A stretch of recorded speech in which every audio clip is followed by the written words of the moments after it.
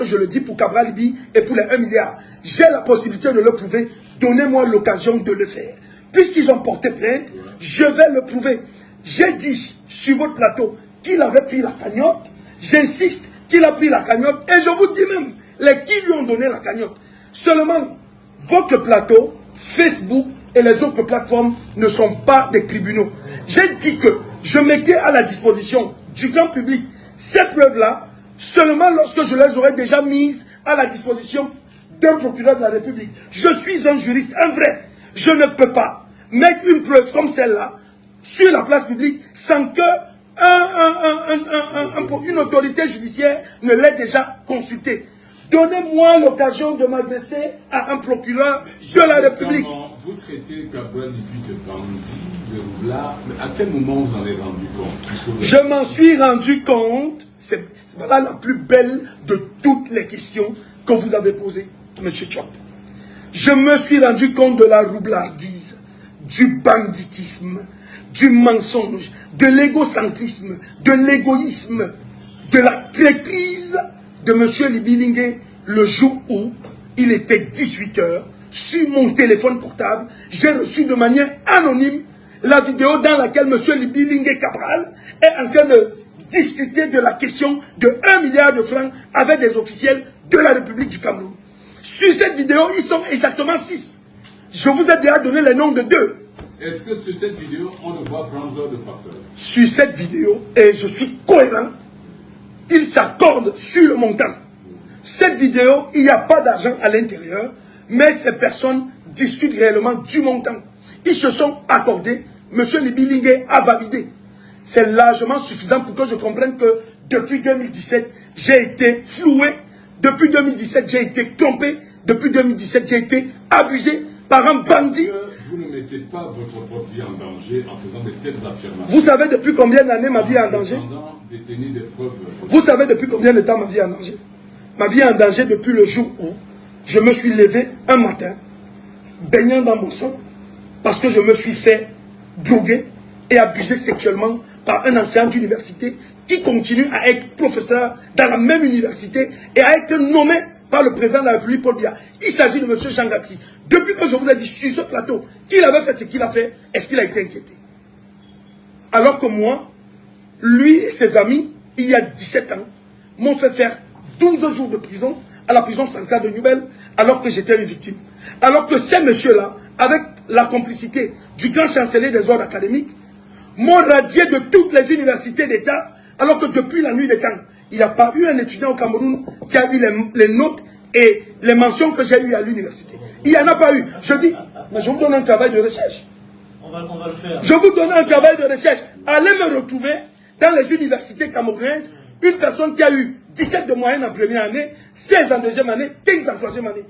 Allez me retrouver cet étudiant-là, allez le retrouver et ramenez-le. Je dis depuis la création des universités de Cameroun. C'est une recherche que j'ai menée avec un informaticien du ministère de l'enseignement supérieur. Bon, c'est pas ça le... Maintenant, je vous dis donc, je vais vous dire que je suis en danger depuis le jour où j'ai osé dire que je me suis fait agresser sexuellement. Ouais. Depuis ce jour-là, une bande des ennemis de la République se sont hissés pour me détruire, pour me tuer. Ils ont inféodé même ma famille, ils sont entrés dans mon cercle privé, ils ont fait appel à mon père, à qui ils ont sudoyé je ne sais quoi. Ce père-là, en 2009, a écrit avec son bic, en 2009, une lettre qui disait que, il y a quelques semaines, je venais d'être atteint d'une folie, je ne sais pas quoi.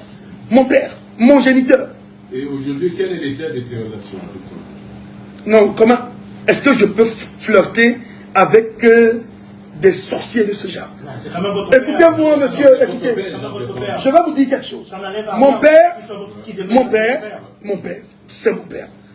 Je lui ai fait, et je peux vous montrer la capture d'écran, avant-hier, un dépôt de 20 000 francs, parce qu'il m'a appelé et m'a dit qu'il était malade et qu'il n'avait personne pour le soutenir. Je lui ai fait ce dépôt-là, avant de sortir de ce bureau. Il s'appelle Biyikman. Je vais vous montrer ce dépôt. Pour vous prouver que je reste dans ma posture de fils, parce que j'ai été mis au monde par un homme. Je l'aime, mais lui, il a posé des actes depuis des années qui visaient à me détruire. Et donc celui-là, je le considère comme je considère tous ceux qui se comportent mal comme des sorciers. Alors, et c'est pas parce qu'il est mon père que je ne vais pas le dire. Comme je le dis pour Cabra Libi, c'est comme ça que je le dirai pour lui-même. Et c'est comme ça que je serai prêt à le dire pour vous-même, Chop, lorsque j'aurai la preuve que vous agissez contre les intérêts de la République. D'accord. Alors Jean-Bertrand, vous parlez tout à l'heure de l'université de Douala. Comment est-ce que vous êtes un étudiant leader? C'est pas moi qui le dis, ce sont des faits. Des étudiants. Ce sont les faits. Ok, d'accord, c'est vous qui le dites en tout cas. Non, c'est pas moi. Si vous le dites, c'est un affront. Si vous le dites, vous vous moquez de mon intelligence. Non, non, je me moque. Étais-je leader à l'université de Douala? Ok, d'accord. Étais-je major de la première et troisième année? Ça, c'est à vous de nous. C'est nous qui sommes censés vous poser. Ah, vous êtes un journaliste. Mais je l'ai dit sur votre plateau depuis. Non, attendez. Celui qui a mené l'enquête, Monsieur Chop, étais-je leader à l'université de Douala? Écoutez, vous venez de nous donner l'information. Est-ce que vous n'avez pas mené des investigations sur mes camarades de classe? Qu'est-ce qu'ils vous ont dit? Vous avez été leader de mouvement étudiant. Est-ce que j'ai été major de la première et troisième année à l'université de Douala? Ça, il faut qu'on ait vérifié. Moi, mais quand même, président, mais j'ai certains de vos camarades qui ont mentionné que vous étiez un élève très brillant. Ça, c'est étudiant. Oui, ça, ok, mais cela devrait suffire pour que vous ne soyez pas en train de faire des présupposés. On n'a pas besoin de discuter. Voilà, effectivement. Mon problème, c'est que, déjà, Jean-Bertrand, quel est votre nouveau parti politique? Quel est le candidat que vous soutenez actuellement? Ça, c'est ma question. Le candidat, quoi? On est dans quelle élection? Non, je dis, quel est le candidat? Vous rangez de quel parti aujourd'hui? Est-ce que vous avez un autre parti politique avec qui vous combattez, vous faites ce combat? C'est une belle question. Mais non. Déjà, je vais vous dire, dans mon combat, je vais vous aller poser le reste de la question. Dans mon combat, je n'ai pas forcément besoin des alliés. Parce que moi, je suis un homme de la vérité. Et tout le monde ne veut pas la vérité. Donc, même dans ma famille, il y en a qui ne me parlent pas. Le groupe de famille du village, ils m'ont exclu dessus. Je m'en fous. Les bastards, certains qui sont mauvais, me font la guerre. Je m'en fous. Tant que je suis dans la vérité, je suis droit dans mes bottes. Je suis actuellement le secrétaire national à la communication du parti UPP, United People's Party, qui appartient à Amanga Kicha, qui est docteur et qui est d'ailleurs le président de la Chambre de commerce Canada-Afrique. C'est votre ami et frère, M. Chop, vous le connaissez bien. Qui est un jeune qui, pour moi, agit de manière humaniste, qui a un parti politique qui est basé sur l'humanité. Le leitmotiv de ce parti-là, c'est servir pour gouverner et gouverner pour servir. Il m'a contacté depuis ma démission du PCRN. Il m'a demandé d'adhérer à son parti. Je lui ai demandé de me donner les éléments du parti, tout ça. Je les ai lus. Ça m'a convaincu. Je suis avec lui pour le moment. Mais lui-même, le jour où je me rends compte qu'il est d'un roublard, à la même minute, parce que je suis droit dans mes bottes, je m'écarte de lui. Donc il ne s'agit pas d'une histoire de personne. Il ne s'agit pas d'une histoire d'intérêt. La seule chose qui m'intéresse, c'est la logique de la crédibilité, c'est la logique de la justice, la logique de l'équité, la logique de la vérité. Je marche toujours selon le chemin de la droiture, de la vérité et de la justice. Et vous savez qui m'a appris ça? On va vous surprendre. Monsieur le révérend Biyik Mang Jean Calvin, qui est un pasteur dévoué depuis beaucoup d'années. Ton géniteur. Mon géniteur. Qui est l'un des plus grands pasteurs qu'il y a au Cameroun. Et vous l'accusez de cette fait citoyenne. Regardez donc le contraste qu'il y a entre un homme qui marche d'ailleurs pieds nus de par sa piété, qui marche pieds nus depuis au moins 25 ans, parce que dans son église et ses obédiences, il est un déchaussé. Donc il a consacré toute sa vie, selon lui, à Dieu, et qu'il a dévoué son existence à Dieu. C'est donc en fait un fanatique de Jésus-Christ et de Dieu. Lui, il m'a enseigné à croire en Dieu. Moi, j'ai gardé l'enseignement depuis que je suis tout petit. Je l'ai gardé et je l'ai ancré en moi. Je suis donc un enfant de Dieu.